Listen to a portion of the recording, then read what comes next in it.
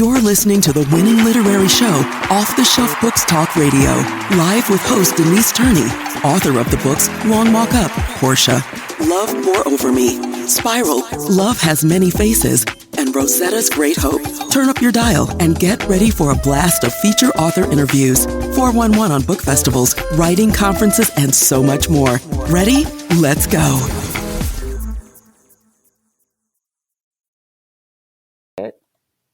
And get started. So welcome to this morning's Off the Shelf Book Show. And as I've done for probably about the last year and a half, we're in our 18th year, believe it or not.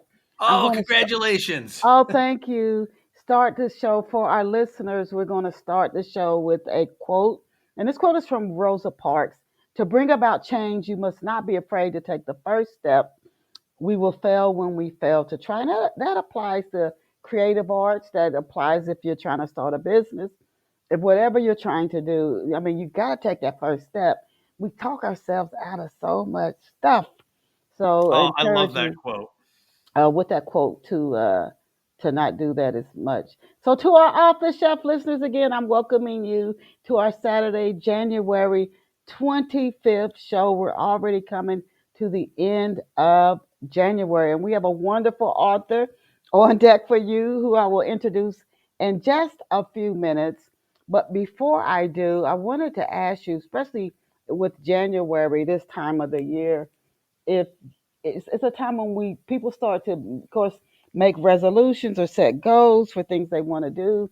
If you do that, I encourage you to set some time once a month to just track how you're doing according to your goals, or you can end 12 months in the same spot that you started in. But if you are somebody who's focused on self-care, particularly as it involves overdoing things. We live in a culture where work is so honored and admired. It's easy to fall into where you're just doing too much. And you might be on the brink of burnout, which is not a fun thing. So this book, Pieces of Me, deals with a woman. She's her own business owner. She is phenomenally successful. She's closing these multi-million-dollar deals, but she's on the brink of burnout, of doing too much. If you like short stories, 44 pages is a powerful short story. I encourage you to get Pieces of Me. It's at bookstores everywhere. It's only in ebook format, but you get it. I know at Apple Books. You can get it, of course, at Amazon. Again, Pieces of Me, rushing with courage into the day by yours truly, Denise Turney. I encourage you to get a copy of the short story and let me know how you enjoy Pieces of Me. And now let us go and meet our very special off the shelf guest. And this morning's guest is Douglas Burton. And Douglas is a storyteller who pens fiction with strong women characters. Faraway Bird was his debut novel, and it focused on the Byzantine Empress Theodora. The novel won several awards, including gold medals for the IBPA's Best New Voice in Fiction, Reader's Favorite Historical Personage, and eLit's Best Historical Fiction ebook. And his new book, The Labyrinth, Archetypal Designs in Heroine-Led Fiction, is a work of nonfiction. And Douglas and his family make their home in Texas. And I encourage you to check Douglas Burton. I'm going to spell his name for you. And his books out online at douglasburton.com. DOUGLASBURTON.com. Again, that's DOUGLASBURTON.com. And this is a great thing about Off the Shelf. You can actually go over to his website now, even as you listen to today's show. We are just honored to have Douglas Burton join us on Off the Shelf this morning. Welcome to Off the Shelf, Douglas. Oh, thank you. I am honored to be here. We're so happy to have you with us. The first few questions I always say I ask every guest so our listeners can get a little backstory on a guest before I start talking about their books. So to kick off this January 25th, 2025 show, Douglas, would you please tell our Off the Shelf listeners where you grew up and what life was like for you growing up? Yes, I grew up on the west suburbs of Chicago, Illinois, and I liked writing even then. That's where I really started picking up writing. I also enjoyed art. It was Park Ridge, Illinois, is where I grew up. My childhood was in Berwyn, Illinois, but then we moved to Park Ridge a little bit later. And I went to high school up there, and I have had just a wonderful life. I had a good childhood growing up there. And after high school, I left, though, and I moved to Florida. And I lived in Ah, Central Florida for, about 15 years before moving to Texas. So moved around a little bit. yeah, interesting. You must have got tired of that Chicago cold. I heard the Uh, you wind. know, Denise, when I go to Chicago in July, I wonder why I ever left. The Grant Park, it's a poker table, green fields and Lake Michigan and the beautiful skyline.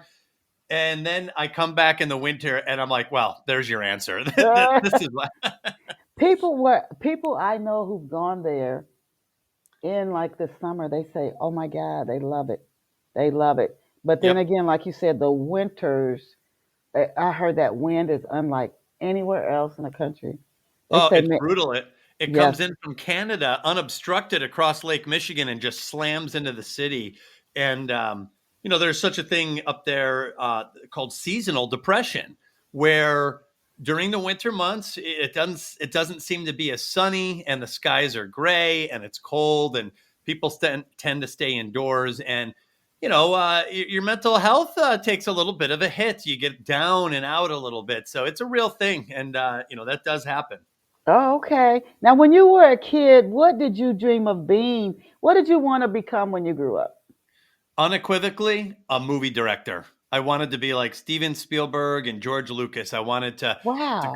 yeah, I wanted to go to Hollywood one day and make movies. And it seemed like I was on a good track for that early on. I was selected to go to something called Evergreen Youth Television when I was a freshman and in high school, and it was in Seattle, Washington, and we learned all the tricks and trades of making documentaries and movies and film work and editing. And this was in 1991, so at the time it was right when CGI was starting to creep in, and editing films could be computerized. So it was very exciting.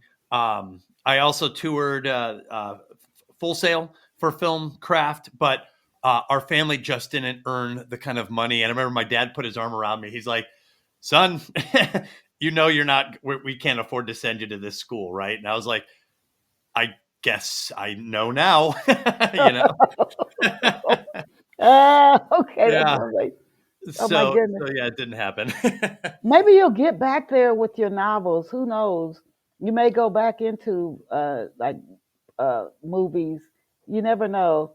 Now, how did the arts in Austin? I know you were an adult when by the time you had moved to Texas, but how did the arts in Austin affect you as an artist? I've always heard Austin, Texas is a big arts town.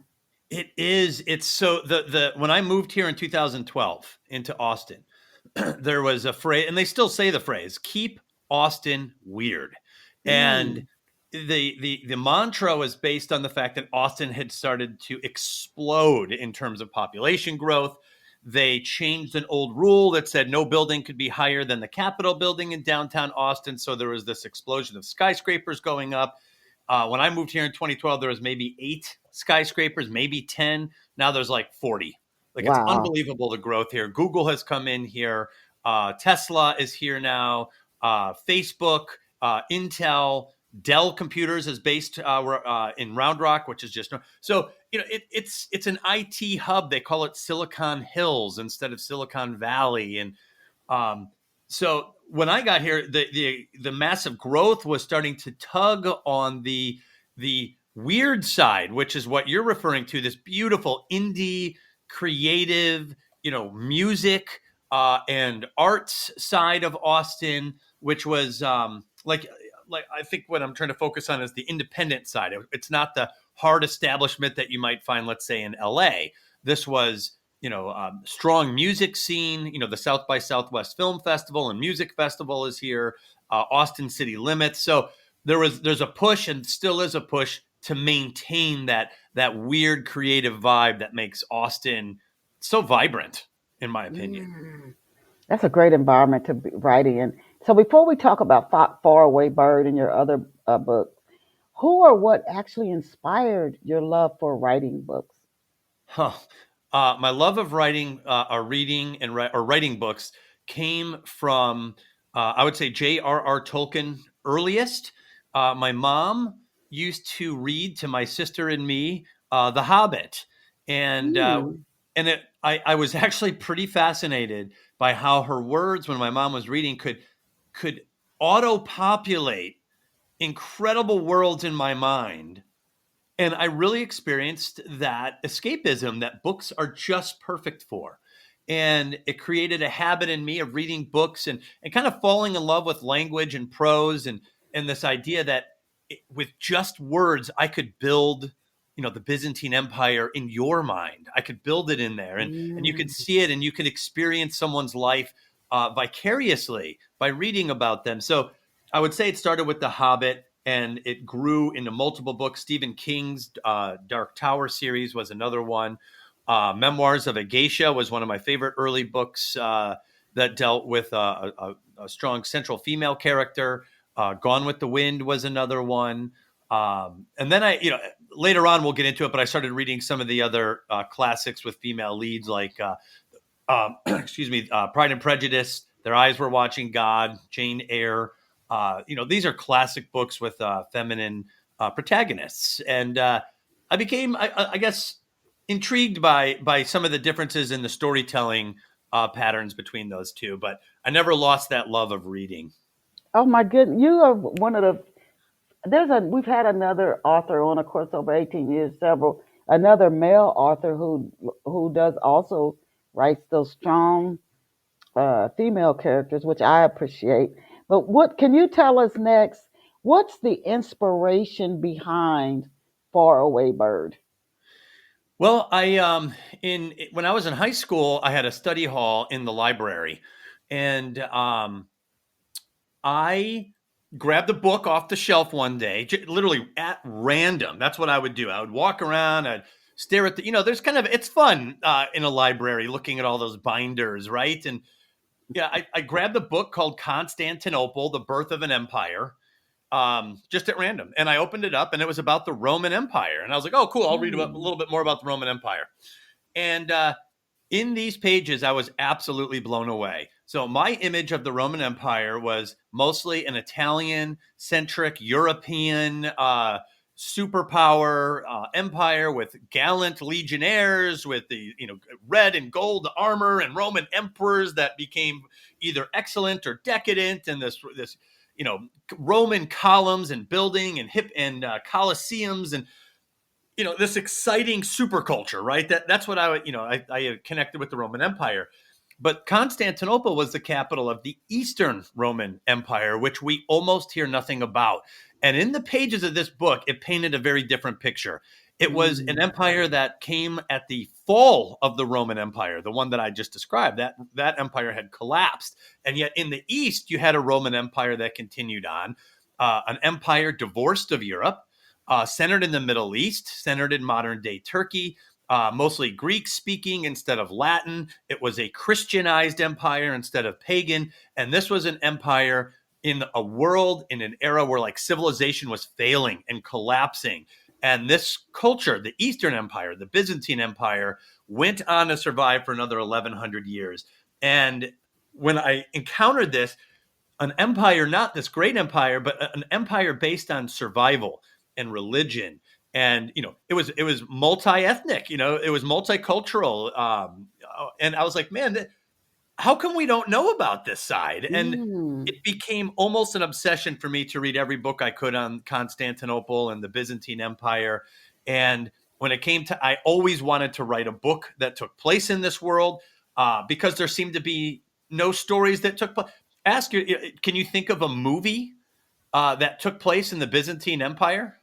Yeah, good Like, question. there's none. So Mhm. I always wanted to do that. And when the time was right for me, when I had gotten my skill level to an acceptable, workable level, I really wanted to tell the story of Byzantine Empress Theodora, who started her life impoverished.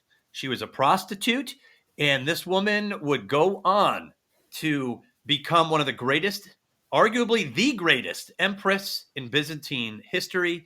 She helped Mm, to influence part of the legal codex, which had several laws aimed at the betterment of women, what we would call women's rights. And this was mm-hmm. back in the 500s. And she helped to influence these laws. And I just couldn't help but think that this story should be commonplace. Everyone should know about her. So that's really where those things came Oh together. my goodness, you just walked around and just picked a book out of nowhere, and the inspiration be flying far away, bird. Now, can you give our listeners, you spoke a little about the Empress Theodora, but can you give a brief overview of the novel Far Away Bird? Yes, I would be happy to. Um, this novel's very close to my heart because you think about writing historical fiction and you have all these historical elements. And what I wanted to do with Empress Theodora was something very specific. She, I believe, in my opinion, has been mostly defamed through history because of her checkered past, because of her. She wasn't just a prostitute. She had gained notoriety in this profession where she was rather infamous and kind of known in certain circles. So she was, you know, an infant, like a Paris Hilton, maybe 15 years ago, where everyone knows about her, but it's not all necessarily the most flattering stories. Anyway, only male historians have told her story in her past, and they one author in particular, a historian, told stories about her that once you read them, you cannot forget them. They're lewd stories. They're over the top stories, and I feel like this was done on purpose because it won't matter what she did as an empress if you encounter these stories. And so I think some history classrooms feared to discuss her because of this lurid past, kind of muddying the waters of her accomplishments as an empress. So I wanted to tell the story that addressed that past in a very human way. Um, I encountered something in a completely unrelated reading called counterphobia, in which people do things aggressively that they are scared of.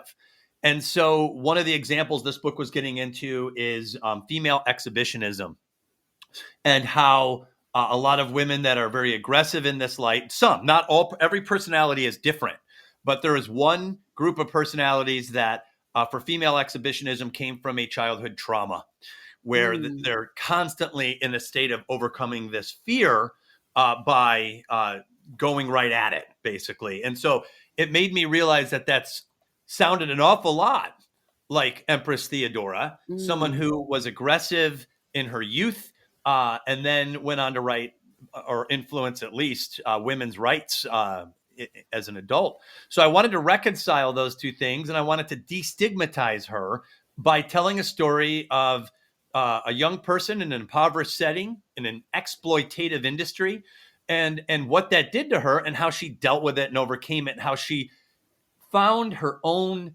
resolve to take on the entire system uh, to defend what she believed were unprotected women in a society that didn't seem to care.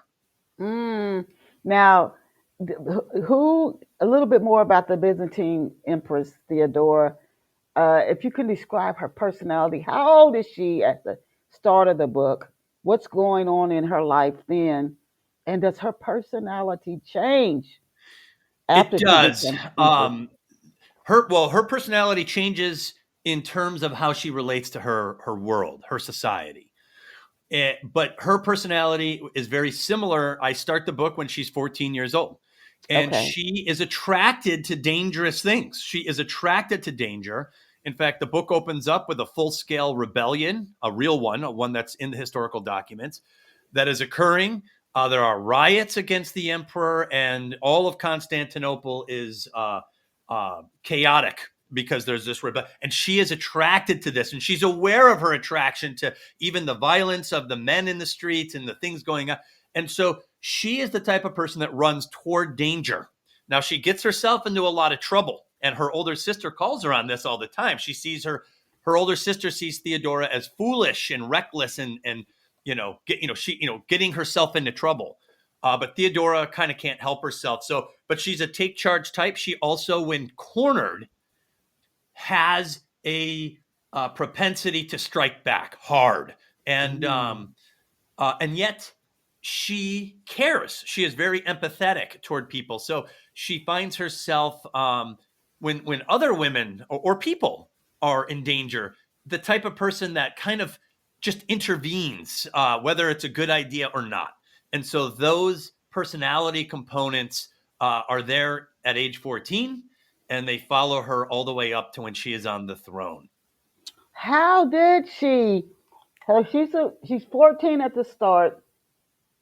I'm hoping she's not into prostitution at 14, but I know things were different. Many Things were very ago. different back then. And if the parents aren't, specifically the father, if the father is absent, her father dies in that rebellion that I was talking. So when the father is gone and income is impossible, because women weren't necessarily allowed to just go out and work into the city. They could do very limited things like seamstress, spinning wheels and things like that. There was very limited number of. So a lot of women ended up going into prostitution because that was a guaranteed way to make money for the family.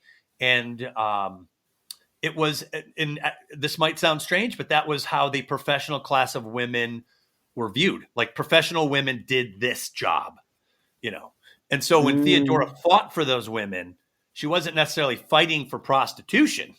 Obviously, she was against it. Right. She was fighting for the women's ability to earn income without some guy there or somebody else there taking money from them. That's what she was fighting for. How did she rise to power? Did somebody see her and fall in love with her? And that's how? That is how the history books portray it.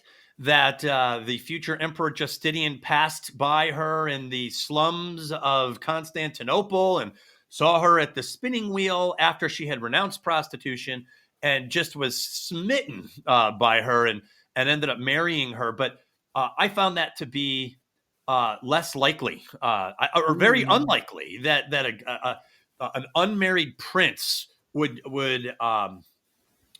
elevate someone would love at first sight to the point because it's in his best interest to marry a princess who would bind him to another house so he could strengthen his position. So why would he pass on all of these offers to go into the scandalous relationship with a woman he just happened to spot? Faraway Bird takes the position that they had a pre-existing relationship before this. And what I have set up is that she is recruited by the imperial officers close to the throne to spy on behalf of the emperor in order to provide information. And her spy master is Justinian, the future son of the future emperor. They're not there yet. And during this relationship where they're getting information for each other, Justinian realizes, just how smart and brilliant she is, and how this gem is unseen, but no one notices her, and he really starts to fall in love with her fairly quickly. But it's he can't sleep with his spies, so it creates a lot of tension between the two, and she even. They even have a discussion about which laws she's trying to convince him that there's things wrong in the brothel district and how women are exploited. And, he entertains the conversation. He's like, tell me, what would you change if you could change it? And she has some answers for him. I would change this. I would change this. And I would change this. And so I show that there's an actual imperial relationship that existed in the clandestine arts. She learns the art of seduction and all of these things as a spy. And this develops later. If you read the book, you'll see where we get to how she ends up having an official, open relationship with Justinian and why. And I want the readers to be convinced why he said, I'm not interested in a princess. even Mm. if they can help me strengthen my. I want this woman at my side forever. Like she's the real deal. So hopefully How? I can convince you that this is a completely believable relationship. Oh my gosh! How close do you stick? You've done your research. It's obvious. How close do you stick to real historical facts in the novel? Because this is a work of fiction. How close do you stick to real life facts I in the as book? meticulously as possible. I I changed one detail early on. The books based on hearsay say that her father passed away when she was 7 or 8 for reasons that you and I already discussed. I thought that was just too young. I didn't. It would be hard to write a story from that perspective. So I changed that to age 14. But Okay. that was pretty much the only detail I changed. Now, um, I everything that is in the history books, and I have a library at this point of very obscure books. Some books that only have a single press printing it. Some books that are out of print and circulation. I have academic publications that you can only get by paying for them. I have mind history to grab all sorts of details and I organize them and I make sure that no matter how embellished I get in my storytelling or how deep and specific and rich, that ultimately the details on the surface all stay the same. So it's very historically accurate, like that rebellion to start it off. That's a real rebellion. A lot of characters are actual historical figures, and their personalities are based on their records and in history.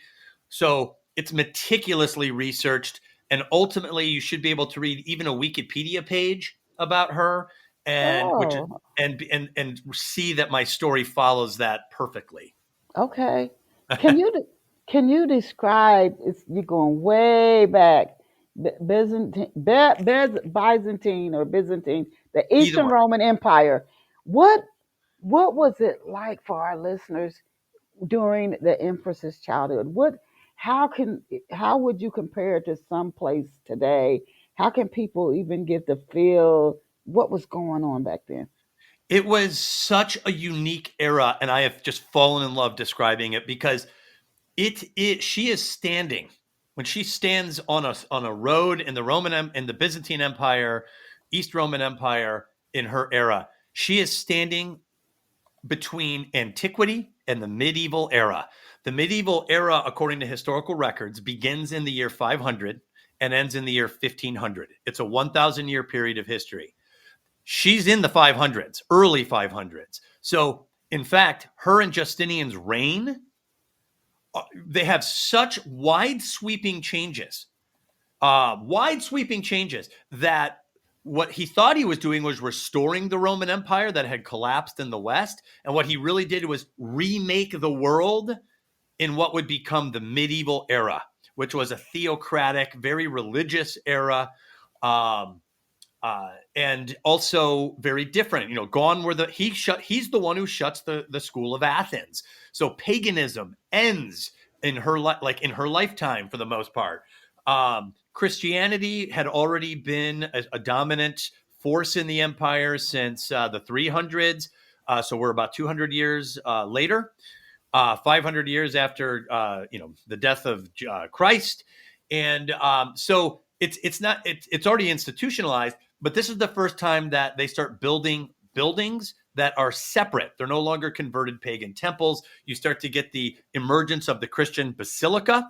The Hagia Sophia is constructed in this generation. So while there's this great comeback for civilization under a Roman Christian empire, there's also a lot of anxiety because it's not the Roman Empire of old. This is before Justinian and Theodora took the throne. Civilization was in retreat. Barbarians were running around through Europe. They were overtaking cities. There was no central authority. Great monuments were falling into complete disrepair or were destroyed.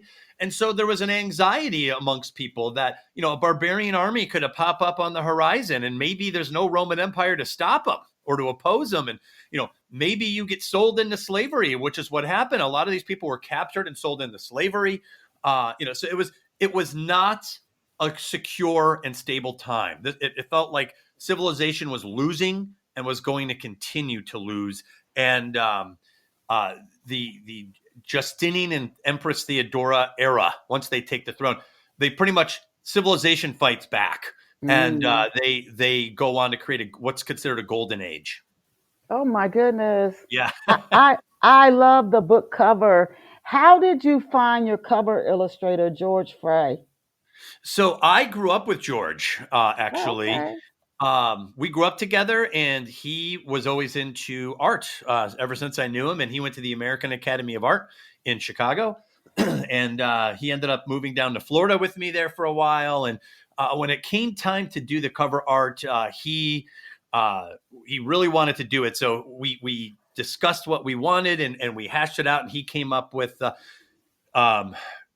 thought it was important to show a little bit of the risque attributes in her life, so that readers weren't completely taken off guard.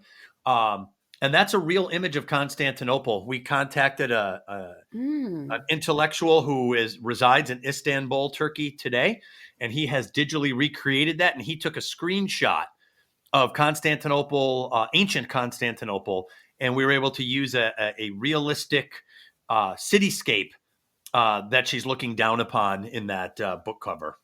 Oh my goodness. Yeah, it's pretty cool.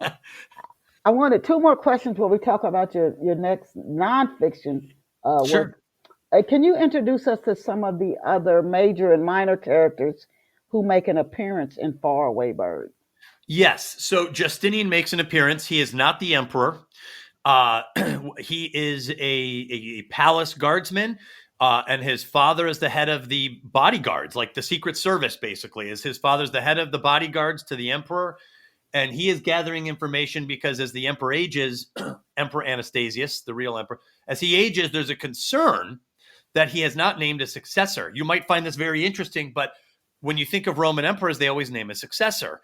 This emperor, Emperor Anastasius, refused to name an heir, and there was a democratic election of the next emperor, which is very, very rare in the Roman Empire, a democratic feature like this. Now, they didn't go to ballots and cast votes, obviously. What they did was to crowd into the Hippodrome, which is a chariot racing stadium, kind of like the one in Ben-Hur. They crowded in there by the 50, 60,000. They had many representatives and guilds that would cram in there. And without an emperor, they would reveal a candidate in the emperor's box. And if everyone booed them, then he's not the emperor. If they got a rousing, loud, commanding, decisive cheer from the crowd, they're elected. Wow. But the people had a voice. They had a voice in the Byzantine Empire. A lot of times, the emperor would watch a chariot race right there, and if you wanted to press him on a policy, you would have a professional crier of a man. Usually, women were not allowed in the Hippodrome, so it was definitely a man with a very clear, powerful voice.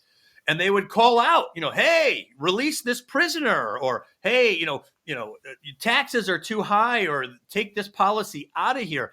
And they would yell at him. And he would have his own crier who would shout back from the imperial box and be like, sit down, you lout. Or the emperor has heard you and will take what you said into consideration. Wow. And sometimes they would change policies. And sometimes it got real heated. And if the emperor did not handle himself in these exchanges, it could lead to massive riots throughout the city. Because think about it, you've got 50, 60,000 people standing around who might all of a sudden be pissed at the emperor. So they would storm out of the Hippodrome and perhaps light fires and go marauding through the streets. So it was such a different period. So anyway, Emperor Anastasius, Justinian is in there. Theodora's sister Camito is in there. There is a Roman general who was disgraced named Hypatius. He was the nephew of Emperor Anastasius. He was that nephew. He was a disgraced man who lost his chance at becoming an emperor because he was captured and made hostage to the enemy at one point, which is embarrassing, and lost all of his clout. He becomes a major force in the story. There's a governor named Hassybolus in North Africa, modern day Libya, where Theodora goes. And he is in the story. He ends up mistreating Theodora very severely. He's a bad guy. And she stands up to this man decisively. And it's a pretty heroic part of the story, but she stands up to him for very specific reasons. Also, Pope Timothy III is a character in the story. What a lot of people don't know, when I say the Pope, we think of the Pope in Rome. Mm-hmm. Well, at the time, there were 3 popes. There was the Pope in Rome, there was a Pope in Alexandria, and there was a Pope in Constantinople. There was even a Pope in Antioch, by the way. But what happened was, with the rise of Islam, those territories fell into Islamic hands. And so those popes kind of vanished. They lost their power, and the only pope remaining was the one in Rome. Wow. Isn't that crazy? So Yes. there was other popes. So she meets the Pope in Alexandria, which is modern day Egypt, and she converts to Christianity under his tutelage. So he's in it. So there are several historical characters. A friend of hers, another spy named Macedonia, who is in the history books. She is in there, and she's my favorite character. She is a mentor to Theodora. She is mentoring her how to spy on men. And not just like seducing them, like smiling and fluttering your eyelashes kind of stuff. Like, how do you control a man? How do you get him to do things he knows he shouldn't do and share information he knows he shouldn't? How do you get him to stay loyal to you, not for this one night, but forever, for months or years on end, real strict spy work. And what's cool about Macedonia is her messages are not just how to spy. She's actually teaching her empowerment, serious empowerment wisdom, which on accident, she's mentoring Theodora how to become an empress. Mm. So it's real cool stuff. Oh my gosh, the history and oh my goodness. And then for the readers to know, it's really a great work of historical fiction. What have readers been saying about Faraway Bird? Well, the book won several awards, some very difficult ones that I'm extremely proud of. It confirms that I have told her the beginning of her story correctly. Like, I feel like I connected it. I made it a human, real story where the history is in the background. It doesn't read like a textbook. And so it won those awards. And the commentaries have been very positive, specifically women readers who have read it. Because I didn't just wing this. I wasn't, because there's some sensitive stuff in the book. I wasn't guessing about that stuff. I got a lot of input. I had sensitivity readers coming in, and I spent years sometimes just to write a single sentence to make sure I got that single sentence right. So that when people read her and the challenges that she was up against and how she felt about it and what was going on the inside, that it rang with authenticity, that it did not sound like a guy winging it about, the kind of conflicts that she was experiencing. So, and I feel proud of that, and proud of that mainly because I had so much input from so many women, and that they trusted me to help me with all of this. My goodness. Oh my goodness. Faraway Bird listeners. If you love any type of a storytelling, but then historical fiction, there are people who love historical fiction. Faraway Bird by Douglas Burton. I encourage you to get a copy. He is a historian for real. Faraway Bird. Now, please, as we shift gears just a little, please tell us about the Heroine-Labyrinth, Archetypal Designs, and Heroine-Led Fiction. Oh, so I did not plan on writing this book. Like right now, I'm in the middle of book 2 for Theodora. Okay. I'm in book 2, but I intended to write book 2 immediately. But I was delayed. I got derailed because while writing Faraway Bird, there's the issue that all writers run into about story structure. How do you structure your story? And I use the hero's journey, which is a very widespread story structure strategy, and it's based on real life. All Star Wars, Lord of the Rings, The Matrix, Superman, 1978, like all the Lion King, all of these stories fit the hero's journey. And what that means is events occur during the story that are archetypal, which means So the word archetype can be broken down into two sides: archo, which means primal, and type, which means model. So an archetype is a primal model. So for an example, meeting the wise guide is an archetypal design in the hero's journey, where the hero encounters an older, wise mentor who then teaches them about the world. And this mentor a lot of times has a secret identity. They pretend to be a simple grandpa, but they're really this amazing figure from the past, like Obi-Wan Kenobi, like Gandalf. Morpheus in The Matrix is the wise guide. So although the expression of each archetype is different, Morpheus is very different from Obi-Wan Kenobi, who's very different from Gandalf. Although they're completely different on the outside, underneath the hood, the archetypal design is the same. An old, wise character who had a past, who knows about the world, who has the ability and wisdom to teach the hero. All these things are the same. They're often disguised in society, and they come and they find the hero, or the hero finds them. So that's the archetype, and it can be redone in a million different ways, and that's great. And then if you string together enough of these archetypal designs, you get what writers dream of, which is a full character arc, meaning the character starts from one thing and ends in another, and it's a full story. Writing a book is difficult to have that full arc. It's very difficult. Tons of writers get lost in the woods writing about events that don't seem to have a beginning or an end. And it's a terrible problem that almost every writer has faced in their life, if not are still facing. So the hero's journey helps solve this. My problem was when I was writing Faraway Bird, the hero's journey started to go awry. It did not work. It was starting to fail me on so many levels. And this was mortifying because I had studied the hero's journey for 20 years.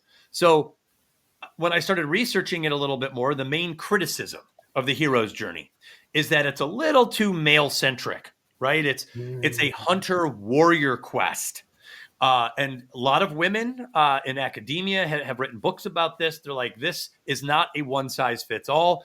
A lot of women weren't connecting with the hero's journey. It was either the hunter going out to fight big game or the hero setting out to slay the dragon. And not every woman was connecting with the hero's journey as the same way. So I tried to find something that maybe was a little bit more female-centric, something that revolved around female protagonists. And there was a lot of stuff out there, but none of it seemed to help me as a writer. So I started what would become, I did not know it, but what would become a lifelong passion to study heroic women in fiction. So I was like, I'm going to reread all the classics. I'm going to watch all the movies. I'm going to watch the great TV shows that all have a woman as the feature character, the lead character, and just see if I could detect my own archetypal designs, my own patterns in their stories. And I did. I found 18 archetypal designs, and when strung together, they form a narrative arc, and it is not the hero's journey. And it has moved me. It has actually changed me because I see a lot of female characters now, not in the light of the hero's journey, but in their own light. A heroine in the Labyrinth, dealing a lot of female characters in their books their conflict is against their own native culture, which is not the same. The hero usually leaves his native culture behind and goes off into the wilderness and the distant lands and the faraway territory, whereas heroines tend to stay at home, and their villains are close to them. Yes, their villains are members of the native culture. They are close and proximate to them. Sometimes they live in the same house. Sometimes they're at the job place. So that is a fundamental difference between the hero's journey and the heroine's labyrinth. And I think it was important enough to explore in its own light. Is the book written for novelists more so, or screenplay writers? Both. It's for writers. It's for storytellers who are struggling to organize their stories. Especially, I read one time a blog, and it was written by a woman, and she was lamenting. She was sad that her memoir that she was writing didn't seem to follow the hero's journey because she didn't bring back some great treasure that benefited all of society. And so she was depressed in a way. It sounded the tone. She was upset or at least discouraged because she didn't think maybe her life had the importance of the hero's journey. And I thought to myself, that cannot be her conclusion. It can't be. And she ended up finding my Heroine's Labyrinth, and she ended up citing me, saying that she was intrigued because here was a new form of heroism that did match her life. And so it's for memoirists, it's for novelists, screenwriters, and even role-playing gamers, like the Dungeons and Dragons crowd. They end up designing stories and then role play them.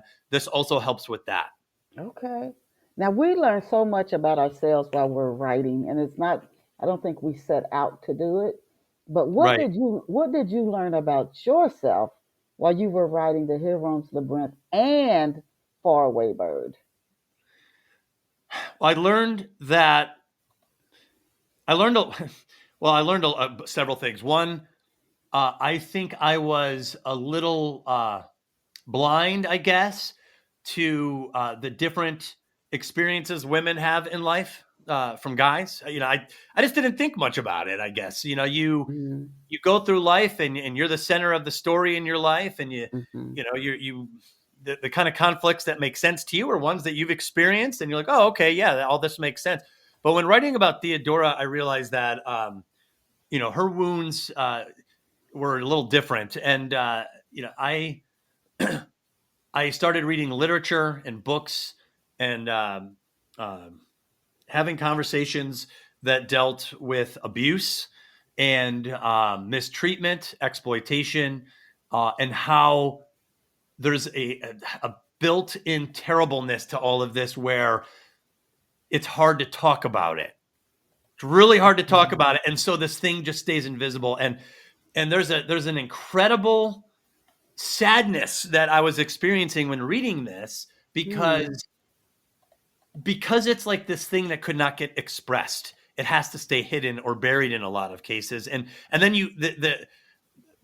the woman, or in some cases the man, carries this around with them, right? They carry this around. It goes unanswered. And it's quite a paradox. And this was all invisible to me. And so encountering it and not just like reading about it, but internalizing it to the point where I was trying to articulate it, and then talking to people and getting in conversations with people privately who shared stories and in things people I never would have imagined sharing these stories. The reality of it and the pervasiveness, how often it happens, and how many people have experienced some shade of this kind of abuse or this sort of being cornered. It completely broke my heart. And Wow. it stayed with me, and it changed me so thoroughly on the inside that the writing went from a historical biographical to, I think, something a little bit more than that. And I think that's why it won the awards. I think because of this. I think the reality that was addressed in it, I think that elevated the story way beyond just a historical Wow. biographical. And the author is in the story. As much as you try to stay out your own essence, it just any creative, you're in your work. Now, can you give us a glimpse? You said you're writing on book 2, telling Theodora's story. What is there a working title? When can we expect to see it on the market? And can you give us an overview of this book 2? Yeah, book 2, I'm about 65% of the way through it. It's very different from book 1. She's an adult. She's on the precipice of becoming an empress. It's a very underappreciated period of her life. She is living with Justinian in a palace. It's a scandalous relationship, and she's not an empress, and he's not an emperor yet.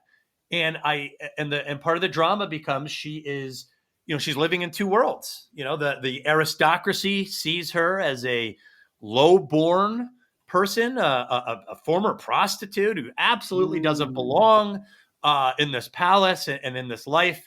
And she's kind of muddying up the heir to the throne because all these Roman princesses should be marrying this guy. Why is she mhm, blocking this? And then when she goes back to her old life to see her old friends, they don't like her. There's also some prejudice there. Oh, you think you're better than us. You're hoity-toity now. You live in you don't know what it's like to be down here in the slums anymore. So she feels rejected on both sides. And it really pains her because her identity is struggling here. She doesn't really know where she belongs, if anywhere. And secondly, at the end of Faraway Bird, she vows to fight against men who take advantage of women, and the men who get away with it is how she refers. The guys those who get away with it. She doesn't like those guys, and she has vowed, because she was spared, and because she succeeded in her mission in Faraway Bird, she promised to fight for other women in this capacity. And she runs into all kinds of problems in book 2 trying to fight this fight. It's not so easy. You can't just slam your foot down and say, stop it. There's a system in place. There are people in place, and they oppose her. And she starts to get into the nuts and bolts of what it means to stand up for a woman. Maybe this woman doesn't want you to stand up for her. Maybe the man's too powerful. Maybe it rocks the boat too much, and she's in this weird place where she doesn't really have real authority yet. So she runs into major problems trying to affect change, as we would say today. Major real problems trying to help certain people, and she ends up getting kind of mired into the dark side of power and how to express it, and where you might have to do something less than savory in order to strike a blow to someone who deserves it. And it's a very different story, but she's getting there. And also she becomes an empress in book 2. And by the time she puts that crown on her head, after reading book 1 and 2, I hope all readers will be absolutely convinced on how she got there. We will have gone with her step by step, and we will see what she's planning to do once she becomes an empress. She's going to take on the entire empire for the cause that she cares about. Oh my gosh! When you think about her humble beginnings, if somebody had told her when she was 14 or 7, I mean, he said historically that she would do that, she probably wouldn't have believed it herself. Oh no, not at all. An impoverished girl who is living in the red light district, like, oh, you're going to become an empress. It's like, yeah, nobody would have believed it. Like, nobody does this. Oh my goodness, what a story! Will there be a book? Will there be a book 3? Yes, this has always been designed to be a trilogy. Book 3, she will be an empress in full, and we will see her flex her muscles, but she is going to go up against the entire culture at this point. So whereas she's kind of involved in book 2 with local politics and some of the real people opposing her, men who, certain people who are exploiting women, who are kind of locally entrenched. Now she's going to take on women in Egypt versus women in Greece, women in Constantinople. Like all women are, she's going to she's up against every locality, right? Every local place. And so she's also up against the entrenched government, who are all men, and obviously are going to struggle to see it through her eyes. And she's going to have to convince them or pressure them or make them agree with her that this is wrong and has to be dealt with. And in book 3, we're going to see how she succeeds and how the culture is going to turn against her, and it's going to lead to massive political unrest, and she's going to end up on top. Oh my gosh! And it's going to be it's going to be a climax that not many people know about, but it should be a stunning climax to this lifelong cause that she has refused. She refuses to give up. Do you see this as a movie? It's funny you said you wanted to be a director. I'm listening to you. I could see this in movie form. Are there plans? Do you have any plans to try to reach out and see if you could have this made into a movie? Yeah, it's so funny. You said early on in our discussion, you're like, maybe you will. I was like, man, I hope she's right. Yeah. I do see it as a film or as a series. I don't want to do anything with it until it's done, because book 1 is standalone. Like it won awards. It would be so fun to try to promote this, but it's only part of her story. And I think until I tell all three, until I get to the end of book 3, and people see what this story is with all of the gravity and all the weight from 14-year-old exploited girl to one of the arguably the greatest empress of all time, and an early pioneer for women's rights at a time, almost 1,300 years before the women's rights movement, where she was the only cause. There was no cause. There was no movement. It was just her. I think the full story will blow people away, and I think she should become a household name, and I think she should get credit for being such an early pioneer, for someone who risked her life, and I'm not kidding, risked her life because she just refused to settle for anything less than legal protection for women that she knew were being exploited. She refused to give up on that, and she puts her life on the line. So I think when I get to the end, I'm going to rewrite it as a screenplay. And I know a few screenwriters in Hollywood. I know a few people who can maybe help me out. And my long-term plan is to sell this for dramatic rights. And if I die and this becomes a film that millions of people end up seeing, I feel like I will have achieved a goal myself that I have. Wow. This is a book you just came across walking through the library in study hall. You pull the book out. Oh my goodness. Unimaginable. Just an amazing, amazing story. As we come to the end of the show, I do always like to ask our guests this for our listeners here at Off the Shelf, who themselves might be writers, or they might have another product or service they want to market and see become more successful. Could you, Douglas, please share 3 to 4 steps you've taken that you have found to be effective at getting the word out about your books? So I have appeared on podcasts and YouTube channels to discuss it. This is my favorite because I actually get to talk to another person about it, and we might go on tangents. We could talk about things other than the book, and I really enjoy that process. And it's authentic. It's real. It's a real conversation. I found that to be the best way to just be yourself and to have those conversations, and people who are interested will listen in, and they'll be like, "Huh, that really does sound interesting." Versus like putting banners up on webs, those work, but they're less personal to me. Also, the website, if you're interested in have a website, have a landing page where people can go and learn a little bit more and maybe watch a video or two or read a blog. And then also go to writing conferences, be out there in public, sell your book, meet people and talk to them right at your booth and sell them, and buy other books, like you said, Denise. I found a lifelong unmitigating passion by taking a random book off the shelf at a library when I was 18 years old. So you never know what you'll find in a book. Yes. Where can Off the Shelf listeners get a copy of your books?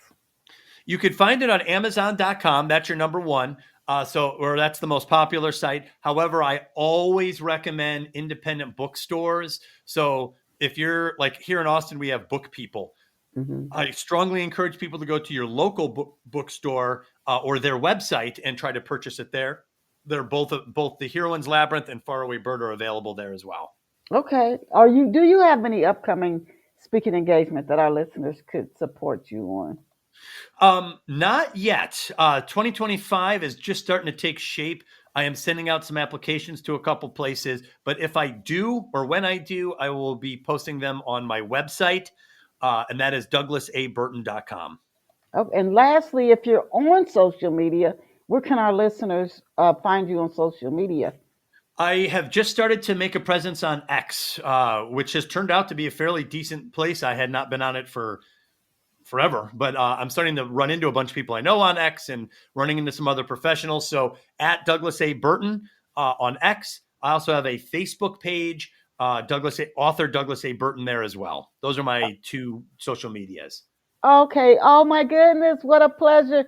And just the way you came across this story that starts off book 1, and he said it was always intended to be a trilogy. Faraway Bird, he's working on the second book. He's about 65% of the way through that. There will be a third book. And this story is about the Byzantine Empress Theodora, was a real live person who you could study on. This is just amazing historical fiction. It's won awards, including gold medals for the IBPA's Best New Voice and Fiction Reader's Favorite Historical Personage and eLit's Best Historical Fiction ebook. And he has a nonfiction book out as well, The Heroine's Labyrinth, Archetypal Designs, and Heroine-Led Fiction. But the first of the three in the trilogy about the Empress is Far Away Bird. Encourage you to visit Douglas Burton online at douglasaburton.com, DouglasAburton.